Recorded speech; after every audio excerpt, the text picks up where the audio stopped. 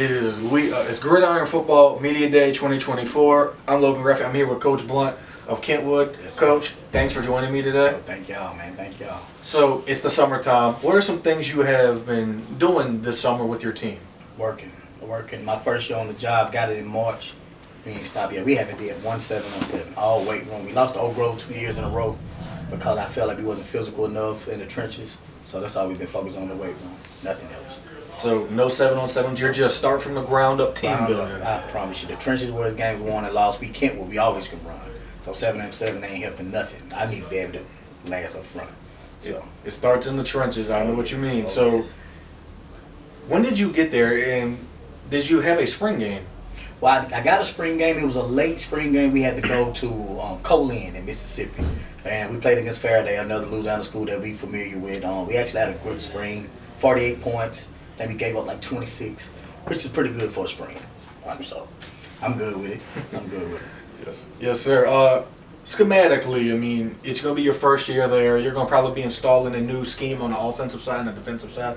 What can we expect on both sides of the ball scheme-wise? Well, scheme-wise, I've been the OC for 10 years.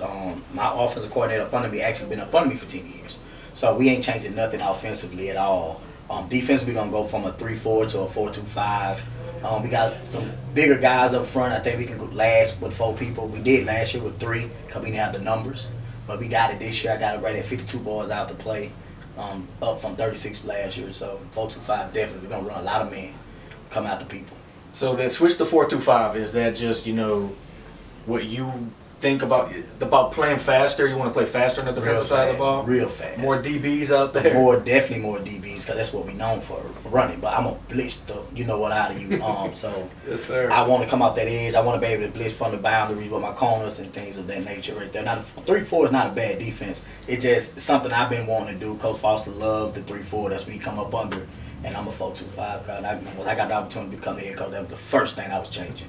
4-2-5. Yes, sir. So I know it's your first year and you've only been there a short period of time, but who are some key players that you've noticed throughout your time there so far that we should be talking about and put them on notice? I got 3 seniors that you definitely Jamarian Brown, which is Sean Burton, my running back.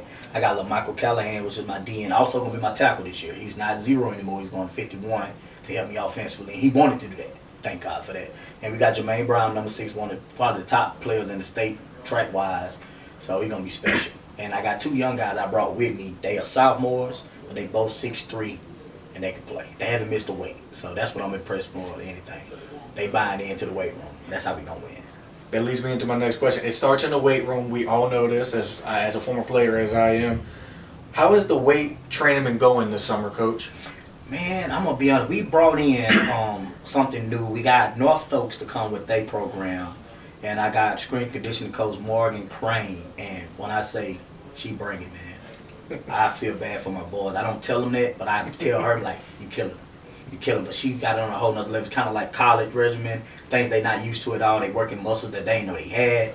And it's working. And I can see my boys from the last 3 weeks, just their body, man. We giving them chocolate milk. We giving them Crustables, peanut butter and jelly sandwich. So we blowing them up. We would not lose physically anymore. We lose them because we got out coached.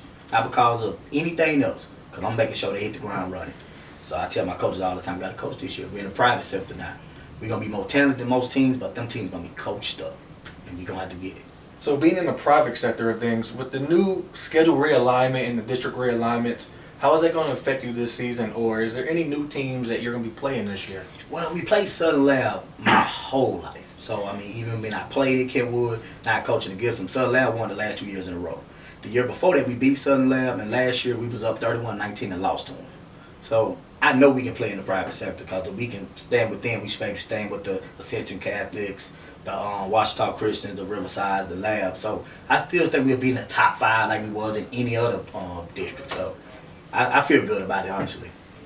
Going off of the schedule, I know in a coach's mindset, it's the next game, I don't have any specific game I have circled, but do you have one specifically circled that you're looking for? My first home game. My first home game was against George Sumner. We played it with them last year at home, so I was supposed to be going to them. But this is a good season for him, so he wanted to be up on the tank. So I'm like, I take that challenge. I take that challenge, and they meet obviously. They week 5, I'm ready. They're gonna kind of play ball, but That's one of the ones we got circled. Southern Lab is just a rival game. I don't have to circle that for the boys. They know what's up. It's time. You know, if we win, whoever win that game, win district. That's the way it goes. But my first home game as an OC, as a head coach, I definitely got to set the tone with that one. Got to. So has it been kind of smooth sailing since you've taken this job, Coach? Or there's been bumps in the road? Oh, Lord. I got it in March. Spring game, we had Darnham on, but they had, baseball-wise, they ended up canceling their spring. So, calling everybody. We Kentwood. No, I'm not going to scrimmage. So, I had to go to Mississippi to scrimmage there, which it worked out well. But then also, only having 5 coaches. Coach Hookfan, Coach Foster both retired, so you had to try to find a coach that can fit the Kentwood genres, and that was tough. So now I got 5 coaches. I think we got the right 5. That was tough. I mean, it really was. Not tough as in football, but all the other things that come with it. Football player, that was easy. But the scheduling, honestly, I just finished my schedule like 2 weeks ago. It was hard. Nobody wanted to play Kentwood. We lost 17 seniors, and I was telling them I'm a new coach, 17 seniors, and they was like, nah, y'all Kentwood. Nobody want to play us. So that was hard. And I didn't want to play no 5-18, no 4-18 neither. So, talking about all those bumps in the road, how has the administration been since you've taken over the job? To my principal, teachers, the faculty, everyone that came with. Love me to death. I'm gonna be honest, I got it good when it comes to that. Even Coach Foster, he been playing a major role in making sure I got what I need. He do let me grow. He do let me make mistakes on his own. Like, I can't tell you everything because that's the only way you're gonna learn. You know what I'm saying? So, but all the things that I need to know, he makes sure you know. And the principal call me every day. What you need, coach? What you doing? So it's working. It's going. I just, you know how it is, perfectionist. And I got some big shoes to follow. I had Derby Career who won 2. I got Coach Foster that won 2. Now it's me, and I'm from Kentwood. So it's like, some pressure. But I'm ready for it though. I'm excited. Yes, sir. I definitely hear it in your voice. Now, I'm excited. The community involvement. How involved is the community with Kentwood High School? Are they heavily involved, or? Well, football Friday nights heavily involved. Seeking things from them. You know how they go. That's up and down. Now I do have a few family members. I also have a few people in town that's going whatever I ask for, they're gonna make it happen. But as a whole, I mean, they love their football, but just involvement wise, you know how that goes. So everybody busy, got their own life going, I guess. But we don't really reach out for it. We get where we get it from and make it work. It's Kentwood. We're a small little town, but whatever people we can use, we use it. And we never have much anyway, so we just play football. That's it. Yes, sir. Yes, sir. Well, Coach, we're wrapping things up here. If you ever need anything, don't hesitate to hit up Gridiron Football. We are here for you.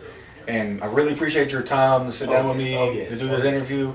And this has been Gridiron Football Media Day 2024. Stay locked in.